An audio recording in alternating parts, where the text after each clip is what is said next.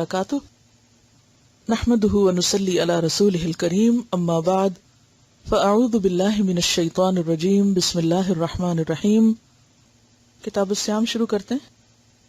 اگرچہ ہم روزے کے بارے میں، رمضان کے بارے میں بہت کچھ جانتے ہیں، لیکن ٹیکسٹ جب سامنے ہوتا ہے تو اس وقت علم یقینی حاصل ہوتا ہے۔ ایک ہوتا ہے نا کسی سے آپ جا کے لیکچر سن لیں تو اس سے بھی ایک ایمان تازہ ہو جاتا ہے، معلومات مل جاتی ہیں، لیکن وہ صرف خبر ہوتی ہے۔ لیکچر کیا ہوتا ہے؟ صرف خبر۔ جب آپ کتاب کھولتے ہیں تو یہ کیا ہوتا ہے؟ عین الیقین۔ ٹھیک ہے، پہلا کیا تھا؟ علم الیقین تھا۔ اگر آپ قابل اعتماد شخص سے کوئی بات سنتے ہیں تو وہ علم الیقین کا درجہ ہے۔ جب آپ کتاب کھول کے پڑھتے ہیں تو وہ کیا ہے؟ عین الیقین کا درجہ ہے۔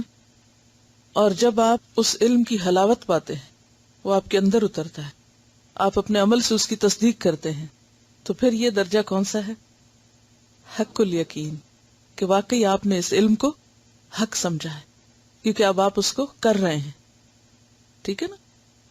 تو زبانی بھی آپ سن لیں گے، لیکن وہ صرف پہلا لیول ہوگا، پرائمری لیول ہوگا، وہ مضبوط علم نہیں ہوگا۔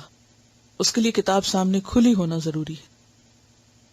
اور پھر اگر کتاب پاس ہو تو انسان کسی کو کوئی چیز بتانے میں بھی پوری طرح کانفیڈنٹ ہوتا ہے کہ یہ میں نے پڑھا ہوا ہے۔ اس سے اگلا درجہ بھی ہے کہ مثلا جب آپ سیکنڈری بکس پڑھتے ہیں، سیکنڈری سورسز، تو وہ ریفر کرتے ہیں آپ کو پرائمری سورسز کی طرف۔ کیا مطلب ہے پرائمری سورسز کا؟ اوریجنل کی کہاں سے لی گئی۔ تو ابھی آپ مثلا یہ جیسے ایاک نستعین ہے، یہ کتاب ہے، یہ سیکنڈری سورس کی کتاب ہے۔ اوریجنل سورس کیا ہے؟ جیسے میں نے اس کتاب کو جب لکھا تو ایک ایک کتاب کی اصل میں جا کے دیکھا اور اس کی مختلف روایات دیکھی۔ تو اس سے اگلا درجہ علم کا کیا ہوتا ہے کہ سیکنڈری سورس کو پرائمری سورس کے اوپر پرکھنا۔ مثلا یہ شخص یہ لکھتا ہے کہ یہ حدیث سنن نبی داؤد سے، ٹھیک ہے، سنا ہوا نام سنن نبی داؤد کا، لیکن دیکھا ہوا نہیں اس کو۔ اور اگر کبھی کسی کے گھر میں کسی شیلف میں دیکھ بھی لیا تو کھولنے کی زحمت نہیں کی۔ کوئی اچھا کپڑا یا کراکری ہوتے تو اٹھا کے دیکھتے۔ کتاب بھی کیا دیکھنے کی چیز ہے کہ جسے کھول کے دیکھیں کہ اندر کیا ہے۔ بہرحال اگلا مرحلہ کیا ہے علم کا کہ آپ اسے کھول کے دیکھیں کہ اندر کیا ہے، اور پھر اس کو اس کے ساتھ آپ کمپیئر کریں کہ کہیں اس نے کچھ چھوڑ تو نہیں دیا، کہیں کسی چیز میں کوئی مس پرنٹ تو نہیں ہو گیا، یا کوئی ٹائپنگ مسٹیک تو نہیں ہو گئی۔ یہ مرحلہ کب آتا ہے اور اس کی ضرورت کب پیش آتی ہے؟ جب کہیں شک ہوتا ہے کہ اچھا میں نے یہ دعا کارڈ میں تو یوں پڑھی تھی اور اس کتاب میں یوں لکھی ہوئی ہے، کیونکہ اکثر لوگ اس میں جیسے وہ الیک النشور و الیک المصیر کا روایت کا فرق ہے، تو بعض کتابوں میں الیک النشور کی جگہ الیک المصیر لکھا ہوتا ہے، تو اکثر لوگ مجھے لکھ کے بھیجتے ہیں اور مجھے بتاتے ہیں کہ آپ نے یہ صحیح نہیں لکھا، اس کو ٹھیک کر لیں۔ تو میں ان کو بتاتی ہوں کہ یہ روایات کا اختلاف ہے اور میں نے اس کو ریفرنس کے ساتھ لکھا، آپ اس ریفرنس کو چیک کر لیں۔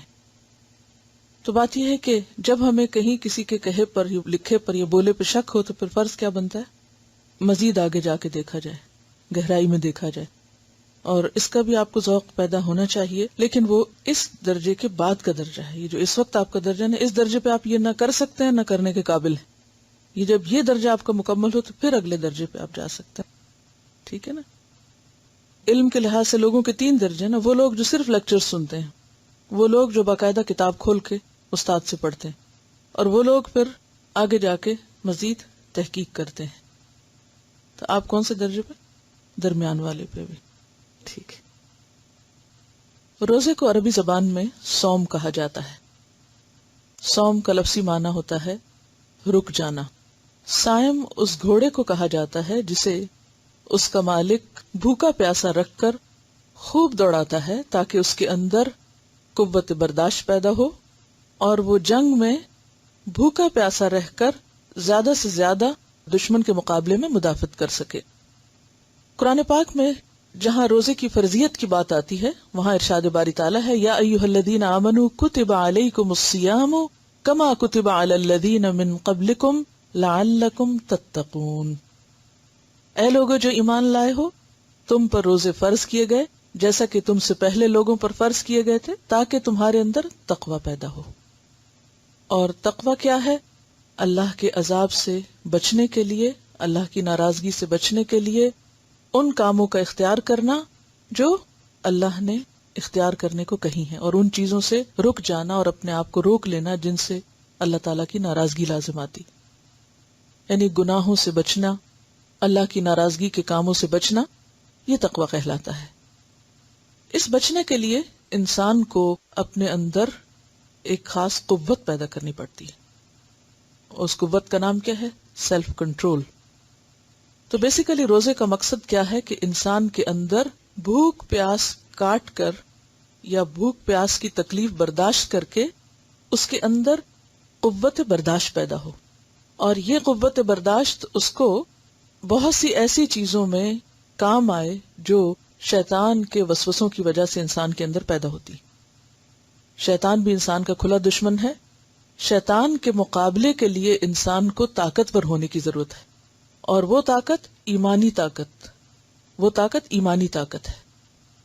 یہ طاقت اللہ کا حکم مان کر انسان کے اندر آتی ہے، اور جب ایک انسان اللہ کے حکم سے کھانے پینے سے اور جمع کرنے سے رک جاتا ہے، یعنی مخصوص شرائط کے ساتھ مخصوص ایام میں مخصوص اشیاء کو چھوڑ دیتا ہے صرف اللہ کا حکم سمجھ کر، تو اس کے اندر بہترین قسم کی سیلف کنٹرول پیدا ہوتی ہے۔ اور روزے کی حالت میں خاص طور پر کھانا پینا، جو کہ انسان کی سب سے بڑی کمزوری اور سب سے بڑی ضرورت بھی ہے، جب انسان اپنی اس سب سے بڑی کمزوری پر قابو پا لیتا ہے تو اس کے اندر بہت بڑی قوت پیدا ہو جاتی ہے۔ پھر دوسری چیز انسان کی شہوت ہے۔ جو شخص اپنی شہوت کو کنٹرول کر لیتا ہے وہ بہت مضبوط ہو جاتا ہے۔ تیسری چیز انسان کی نیند ہے، جو اس کی بہت بڑی ویکنس ہے۔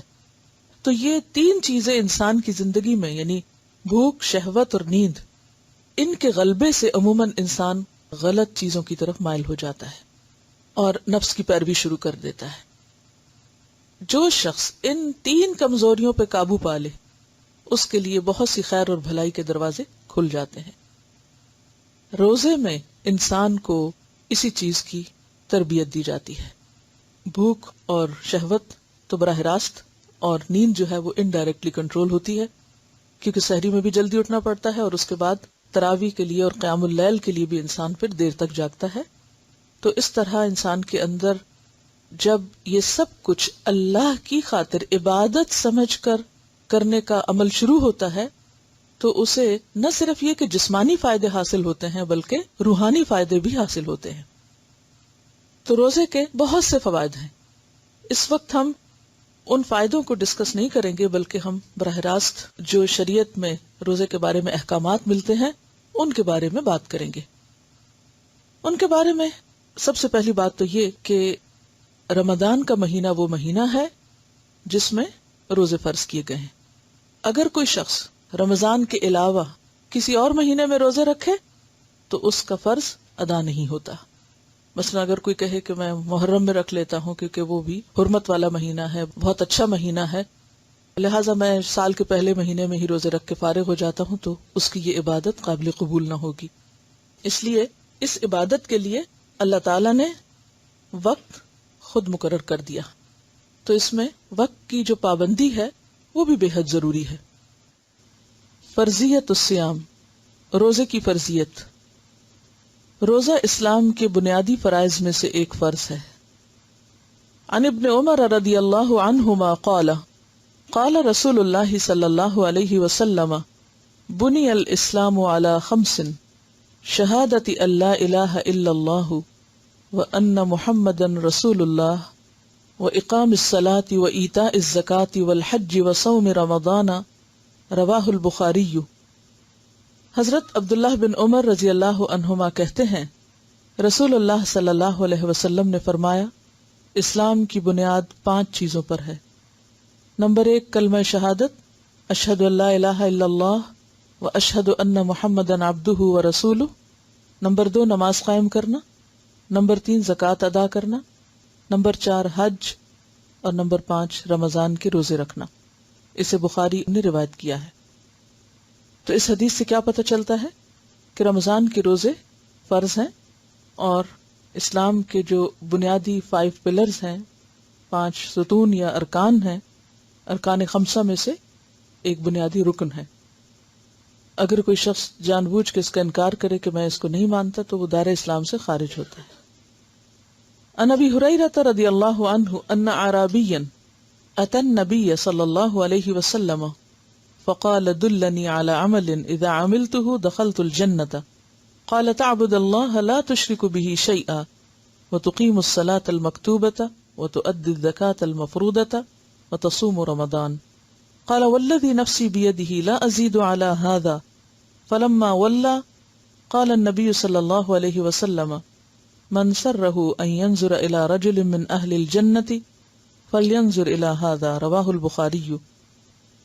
حضرت ابو ہریرہ رضی اللہ عنہ کہتے ہیں کہ ایک اعرابی نبی اکرم صلی اللہ علیہ وسلم کی خدمت میں حاضر ہوا اور عرض کیا مجھے ایسا عمل بتائیے جس کے کرنے سے میں جنت میں داخل ہو جاؤں. آپ صلی اللہ علیہ وسلم نے فرمایا اللہ تعالیٰ کی عبادت کر، اس کے ساتھ کسی کو شریک نہ کر، فرض نماز قائم کر، فرض زکوٰۃ ادا کر اور رمضان المبارک کے روزے رکھ. اس نے کہا اللہ کی قسم میں اس سے زیادہ کچھ نہ کروں گا، یعنی فرض سمجھ کر، یعنی کہ اور کوئی زندگی میں کام ہی نہیں کروں گا یا کوئی اور نیکی نہیں کروں گا. جب وہ آدمی واپس ہوا تو آپ صلی اللہ علیہ وسلم نے فرمایا جسے جنتی آدمی دیکھنا ہو وہ اسے دیکھ لے. کیا مطلب اس کا؟ کہ اگر کوئی شخص ان ارکان خمسہ کی صحیح طور پر پابندی کرتا ہے تو ایسا شخص انشاءاللہ جنت میں جائے گا. یہاں پر آپ دیکھ رہے ہیں کہ حج کا ذکر نہیں ہے.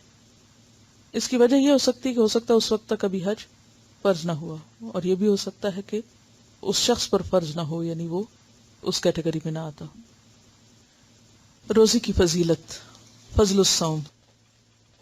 رمضان المبارک کے شروع ہوتے ہی جنت کے دروازے کھول دیے جاتے ہیں اور جہنم کے دروازے بند کر دیے جاتے ہیں.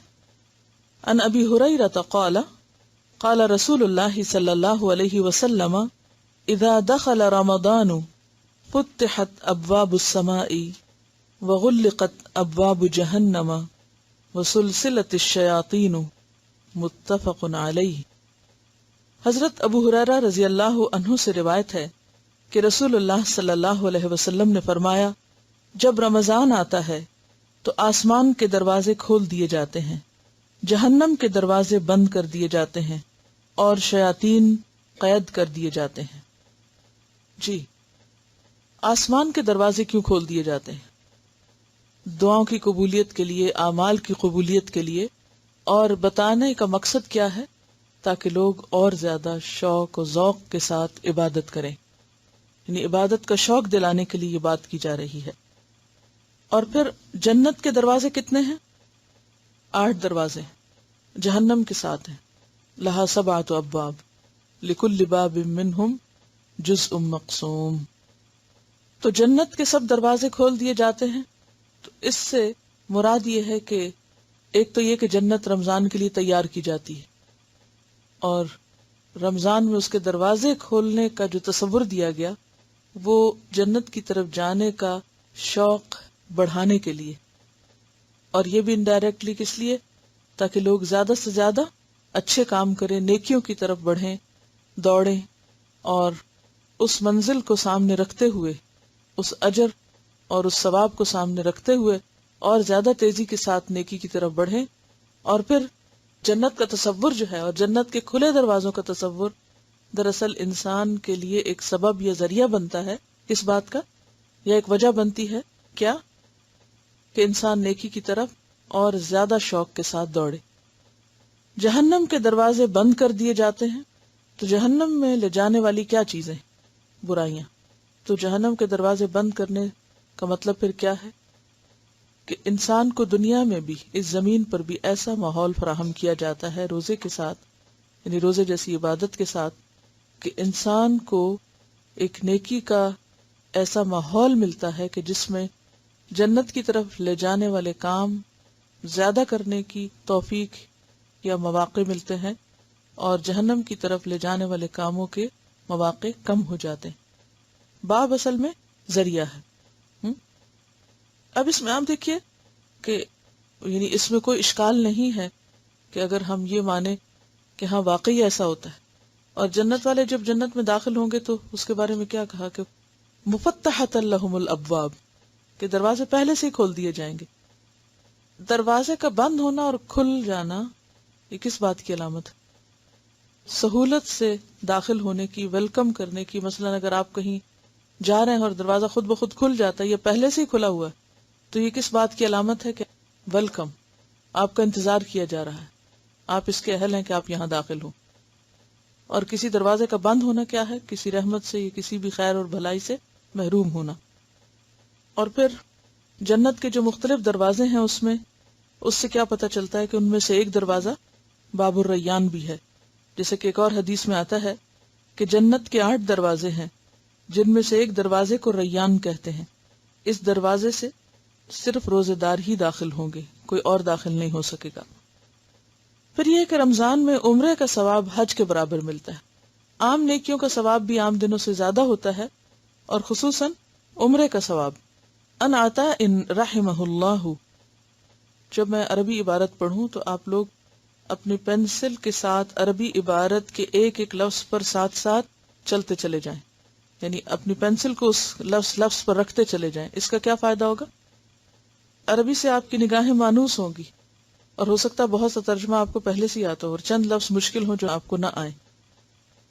ان عطا ان رحمہ اللہ قال سمعت ابن عباس رضی اللہ عنہما يحدثنا قال قال رسول اللہ صلی اللہ علیہ وسلم لامرأة من الانصار سماها ابن عباس رضی اللہ عنہما فنسیت اسمها ما منعك ان تحجی معنا قالت لم يكن لنا الا نادحان فحج ابو ولدها وابنها على نادح وترك لنا نادحا نندح عليه قال فإذا جاء رمضان فاعتمری فإن عمرة فيه تعدل حجة رواہ مسلم.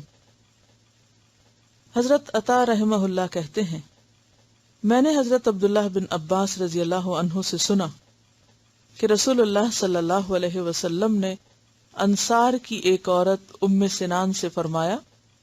حضرت عبداللہ بن عباس نے اس عورت کا نام بھی لیا مگر میں بھول گیا. ام سنان جو بریکٹ میں لکھا ہے بعد میں دوسری روایات سے، لیکن جو راوی اس حدیث کے ہیں انہوں نے جب حدیث سنی تو اس حدیث کو روایت کرتے ہوئے اس خاتون کا نام بھول گئے، جبکہ اور بھی سننے والے تھے، انہوں نے جب روایت کیا تو انہوں نے نام یاد رکھا.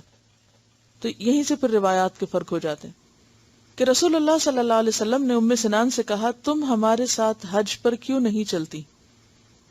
آپ کو معلوم ہے کہ حجۃ الوداع کے موقع پر میکسیمم لوگ آپ صلی اللہ علیہ وسلم کے ساتھ تھے، یعنی زیادہ سے زیادہ لوگ جو تھے وہ شریک ہوئے تھے اور انہیں آپ کے ساتھ حج کے مناسک سیکھنے کا موقع ملا تھا. تو آپ نے ان کو بھی دعوت دی کہ آپ بھی چلیں. عورت نے عرض کیا ہمارے پاس صرف 2 اونٹ تھے، ایک پر میرا شوہر اور بیٹا دونوں حج کے لیے گئے ہیں، اب ایک اونٹ گھر میں ہے جس پر ہم پانی وغیرہ لاتے ہیں، یعنی اس سے ہم گھر کے کام کاج کرتے ہیں. رسول اللہ صلی اللہ علیہ وسلم نے فرمایا اچھا جب رمضان آئے تو عمرہ کر لینا، اس کا ثواب بھی حج کے برابر ہے. اسے مسلم نے روایت کیا. اس کا یہ مطلب نہیں کہ اس عورت سے حج کا فریضہ جو ہے وہ ساقط ہو گیا. اگر کسی پر حج کا فریضہ عائد ہوتا ہو تو وہ فریضہ حج کرنے سے ہی ادا ہوگا، عمرے سے نہیں ادا ہوگا. لیکن یہاں پر جس چیز کی طرف توجہ دلائی جا رہی ہے وہ یہ ہے کہ حج تو بعد میں آئے گا، اگر اس سے پہلے ہی رمضان میں عمرہ کر لیا جائے تو وہ عمرہ حج برابر ہو جائے گا. کیونکہ انسان کو زندگی کا تو نہیں پتا ہوتا کہ کب مہلت ختم ہو جائے. تو اس لیے بعض لوگ یہ کہتے ہیں کہ ہم عمرہ نہیں کرتے. کیوں؟ کیا توجیہ پیش کرتے ہیں؟ حج فرض ہو جائے گا. تو یہ حدیث بالکل اس کے یعنی اس تصور کو توڑنے والی ہے کہ حج تو ایک مستقل عبادت ہے، جب اس کا موقع آپ کو ملے وہ آپ کریں. لیکن اگر اس سے پہلے آپ کو عمرے کا موقع مل رہا ہے تو یہ سوچ کے عمرہ نہ چھوڑیں کہ اس طرح حج فرض ہو جائے گا. نہیں، وہ تو اگر فرض ہے تو ویسے ہی فرض ہے، اور اگر فرض نہیں تو فرض نہیں. اور اگر اس سے پہلے رمضان میں عمرے کا موقع ہے تو اس موقع سے فائدہ اٹھا لیا جائے. یعنی یہ تو اپنی اپنی بات ہے کہ کون کس نیکی کا کتنا شوقین ہے اور کتنی اس میں وسعت ہے. روزہ قیامت کے دن روزہ دار کی سفارش کرے گا. ان عبداللہ ابن عمرو ان رسول اللہ صلی اللہ علیہ وسلم قال الصیام والقرآن یشفعان للعبد یوم القیامت یقول الصیام ای رب منعته الطعام والشہوة فشفعنی فیہ ویقول القرآن منعته النوم باللیل فشفعنی فیہ قال فیشفعان رواہ احمد والطبرانی صحیح۔ حضرت عبداللہ بن عمر رضی اللہ عنہ سے روایت ہے کہ رسول اللہ صلی اللہ علیہ وسلم نے فرمایا، روزہ اور قرآن قیامت کے دن بندے کے لیے سفارش کریں گے۔ روزہ کہے گا، اے میرے رب، میں نے اس بندے کو کھانے پینے اور اپنی خواہشات پوری کرنے سے روکے رکھا، لہٰذا اس کے بارے میں میری سفارش قبول فرما۔ قرآن کہے گا، اے میرے رب، میں نے اس بندے کو رات قیام کے لیے سونے سے روکے رکھا، لہٰذا اس کے بارے میں میری سفارش قبول فرما۔ چنانچہ دونوں کی سفارش قبول کی جائے گی۔ اسے احمد اور طبرانی نے روایت کیا ہے۔ اس بات کا بھی مقصد کیا تھا کہ لوگ اس عبادت کو شوق سے رکھیں۔ یہ اسلام کی خوبصورتی ہے کہ ایک چیز کو، ایک عبادت کو ہمارے لیے اگر اس نے فرض کیا ہے تو ساتھ اس فرض کو ادا کرنے کا شوق بھی دلایا ہے تاکہ وہ فریضہ ادا کرنا آسان ہو جائے۔ یہ حکمت ہے اس میں۔ ورنہ عموماً جب کسی کو کوئی ڈیوٹی دی جاتی ہے تو کیا کہہ کے دی جاتی؟ اگر وہ مشکل سے کر رہا ہے یا نہیں کر پا رہا تو یہ ڈیوٹی از ڈیوٹی، یہ تمہاری ڈیوٹی تمہیں کرنی ہوگی، کرو گے تو تمہارا اپنا فائدہ ہے، نہیں کرو گے تو نقصان ہوگا تمہارا ہی ہوگا، لہذا یہ ڈیوٹی ہے اس لیے اس کو کرو۔ اسلام نے ہمیں کوئی بھی ڈیوٹی اس طرح کی نہیں دی کہ یہ کہا ہو کہ یہ نماز ہے، تمہارا فرض ہے، تمہاری ڈیوٹی ہے، پڑھ لو، ہم تھکے ہوئے ہیں یا کچھ بھی، یا کوئی نیند آ رہی ہے، یا قرآن پڑھنے کا معاملہ ہے یا روزے کا۔ ظاہر ہے کہ ان سب چیزوں میں ایک نفس پر ایک مشقت بھی ہے، یہ ایک تکلیف بھی ہے، یہ ایک بعض اوقات انسان کے لیے یہ کام بھاری بھی ہو جاتے ہیں، لیکن جب اجر سامنے ہوتا ہے، جزا سامنے ہوتی ہے، تو مشکل سے مشکل کام آسان لگنے لگتے ہیں۔ یہی اللہ تعالیٰ کی رحمت اور مہربانی ہے کہ ہمارے فائدے کے لیے ہمیں کام کرنے کو کہا جاتا ہے اور پھر مزید اس پر ثواب اور اس کا فائدہ بتا کے اس کو آسان بھی کر دیا جاتا ہے۔ روزے کا اجر بے حساب ہے۔ عن ابی ہریرہ قال قال رسول اللہ صلی اللہ علیہ وسلم قال اللہ عز وجل۔ یہاں آپ دیکھ رہے ہیں کہ حضرت ابو ہریرہ سے روایت ہے، نبی صلی اللہ علیہ وسلم نے فرمایا، اللہ تعالیٰ فرماتا ہے، اور ایسی حدیث حدیث قدسی کہلاتی ہے جس میں الفاظ نبی صلی اللہ علیہ وسلم کے ہوتے ہیں لیکن بات اللہ تعالیٰ کی طرف سے ہوتی ہے۔ کل عمل ابن آدم لہ الا الصیام فإنہ لی وأنا اجزی بہ والصیام جنۃ فإذا کان یوم صوم احدکم فلا يرفث یومئذ ولا يصخب فإن سابہ احد او قاتلہ فلیقل انی امرؤ صائم والذی نفس محمد بیدہ لخلوف فم الصائم اطیب عند اللہ یوم القیامہ من ریح المسک وللصائم فرحتان یفرحہما اذا افطر فرح بفطرہ واذا لقی ربہ فرح بصومہ، رواہ مسلم۔ حضرت ابو ہریرہ رضی اللہ عنہ کہتے ہیں کہ رسول اللہ صلی اللہ علیہ وسلم نے فرمایا، اللہ عز وجل فرماتا ہے کہ ابن آدم کا ہر عمل، ابن آدم کون ہوتا ہے؟ انسان، ہر انسان، ابن آدم کا ہر عمل اس کے لیے ہے سوائے روزے کے۔ روزہ میرے لیے ہے اور میں ہی اس کی جزا دوں گا۔ یعنی روزے کو خاص اپنے لیے کیوں قرار دیا؟ کیونکہ روزہ ایک ایسی عبادت ہے جس کا علم صرف اللہ تعالیٰ کو ہوتا ہے۔ آپ نماز پڑھیں، آپ صدقہ کریں، آپ ذکر کریں، آپ لوگوں کی نگاہوں میں آ جاتے ہیں، یعنی آپ کا عمل ظاہر ہو جاتا ہے۔ لیکن اگر آپ روزہ رکھے ہوئے ہوں تو جب تک آپ منہ کھول کے خود نہ بتائیں کہ میں روزے سے ہوں، کسی کو پتہ نہیں چلتا۔ اور ویسے بھی اگر رمضان کا مہینہ بھی ہو تو بھی کس شخص کا روزہ ہے اور کس کا نہیں ہے یہ صرف اللہ کو پتہ ہے۔ اور روزہ آگ سے ڈھال ہے۔ یہاں انہوں نے آگ کا لفظ بریکٹ میں ڈالا ہے، لیکن یہ کہ یہ ڈھال کئی چیزوں سے ہو سکتی ہے، گناہوں سے بھی تو ڈھال کیا ہوتی ہے؟ شیلڈ، جس سے دشمن کے وار کو روکا جاتا ہے، پروٹیکشن کے لیے ہوتی ہے شیلڈ۔ تو روزہ ڈھال ہے دنیا میں گناہوں سے اور آخرت میں آگ سے۔ لہٰذا جس روز تم میں سے کسی کا روزہ ہو اس روز وہ فحش گوئی نہ کرے، یعنی کوئی گالی گلوچ نہ کرے، اور بےہودہ کلامی نہ کرے، فالتو باتیں نہ کرے، بیکار کے ہنسی مذاق نہ کرے۔ اور اگر کوئی دوسرا اس سے گالی گلوچ کرے یا لڑائی کرے تو روزہ دار کو صرف اتنا کہنا چاہیے کہ میں روزہ دار ہوں، یعنی کسی بات یا بحث کا جواب بحث کی شکل میں نہ دے، بلکہ کیا کہے؟ میں روزے سے ہوں۔ اس ذات کی قسم جس کے ہاتھ میں محمد صلی اللہ علیہ وسلم کی جان ہے، روزہ دار کے منہ کی خوشبو قیامت کے دن اللہ تعالیٰ کو مشک کی خوشبو سے بھی زیادہ پسند ہوگی۔ روزہ دار کے لیے دو خوشیاں ہیں جن سے وہ فرحت حاصل کرے گا۔ اولاً جب وہ روزہ افطار کرتا ہے تو خوش ہوتا ہے، یعنی افطاری کا وقت ایک خوشی کا وقت ہوتا ہے۔ ثانیاً یعنی دوسری بات سیکنڈلی، جب وہ اپنے رب سے ملے گا اور روزے کے بدلے میں اپنے رب سے انعام پائے گا تو خوش ہوگا۔ اسے مسلم نے روایت کیا ہے۔ یعنی ایک خوشی دنیا کی اور ایک خوشی آخرت کی، ایک ڈھال دنیا کی اور ایک ڈھال آخرت کی۔ روزہ داروں کے لیے جنت میں ایک خصوصی دروازہ بنایا گیا جس کا نام ریان ہے۔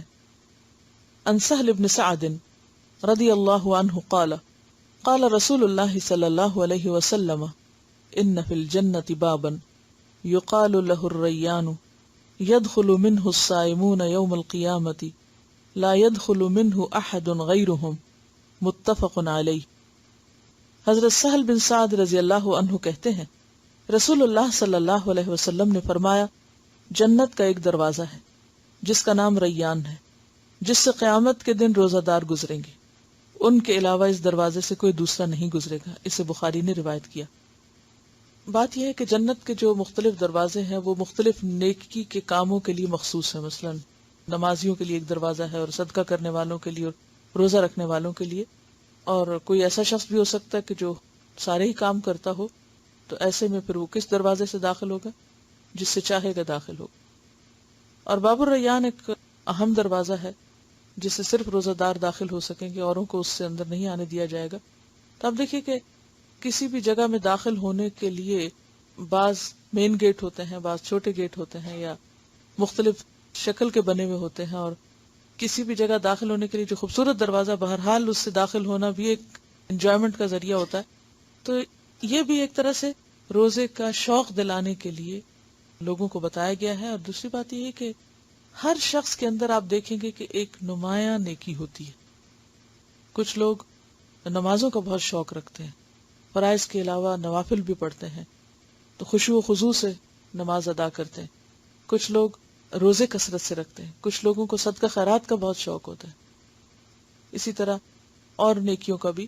تو ہر شخص کی زندگی میں ایک مخصوص قسم کی نیکی کا ایک رجحان یا توجہ ہوتی ہے، تو اس کو پھر اس خاص دروازے سے لے جایا جائے گا اس کی اس نیکی کے مطابق۔ اور جب آپ صلی اللہ علیہ وسلم ایک موقع پر جنت کے دروازوں کا ذکر کر رہے تھے تو حضرت ابوبکر نے پوچھا تھا کہ یا رسول اللہ صلی اللہ علیہ وسلم کوئی ایسا شخص بھی ہوگا کہ جسے ہر دروازے سے پکارا جائے گا؟ اصل میں دروازے سے بھی پکار آئے گی کہ یہاں فلاں اور فلاں یہاں سے آئے اور گزرے، یعنی ویلکم کیا جا رہا ہوگا نا، ہر طرف سے ان کی آؤ بھگت ہوگی کہ آپ ادھر سے آئیں۔ فرمایا کہ مجھے امید ہے کہ وہ تم ہوگے جسے ہر دروازے سے پکار آئے گی، ہر دروازہ کھلا ہوگا تمہارے لیے۔ رمضان کا پورا مہینہ ہر رات اللہ تعالیٰ لوگوں کو جہنم سے نجات دلاتے ہیں۔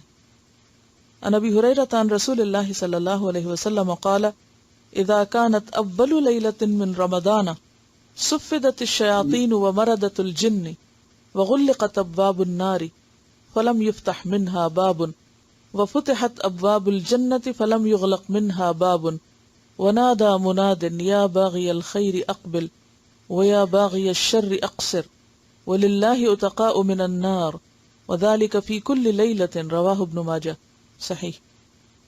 حضرت ابو ہریرہ رضی اللہ عنہ سے روایت ہے کہ رسول اللہ صلی اللہ علیہ وسلم نے فرمایا رمضان کی پہلی رات ہی شیاطین اور سرکش جن باندھ دیے جاتے ہیں، جہنم کے سارے دروازے بند کر دیے جاتے ہیں، ان میں سے کوئی ایک دروازہ بھی کھلا نہیں رہنے دیا جاتا، اور جنت کے سارے دروازے کھول دیے جاتے ہیں، ان میں سے کوئی ایک دروازہ بھی بند نہیں رہنے دیا جاتا، اور ایک منادی کرنے والا فرشتہ اعلان کرتا ہے اے بھلائی کے چاہنے والے آگے بڑھ، یعنی دیر نہ کر، اور اے شر کے چاہنے والے رک جا۔ اور رمضان کی ہر رات اللہ تعالیٰ لوگوں کو جہنم سے آزاد کرتے ہیں، اسے ابن ماجہ نے روایت کیا۔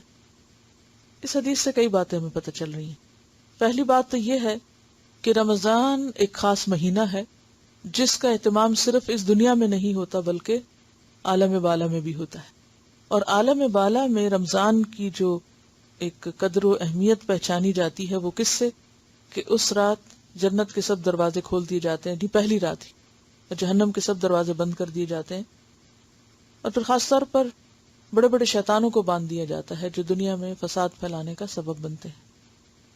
اس کی بھی اصل حقیقت تو اللہ تعالیٰ ہی کو معلوم ہے، لیکن مفہوم اس کا یہ ہے کہ رمضان میں ہر انسان کے لیے نیکی کا ایک ماحول یا شوق یا ایک خاص ٹرینڈ جو ہے وہ پیدا ہو جاتا ہے، یعنی ہر شخص کو نیکی کی طرف بڑھنے کے لیے ایک سپورٹ ملتی ہے۔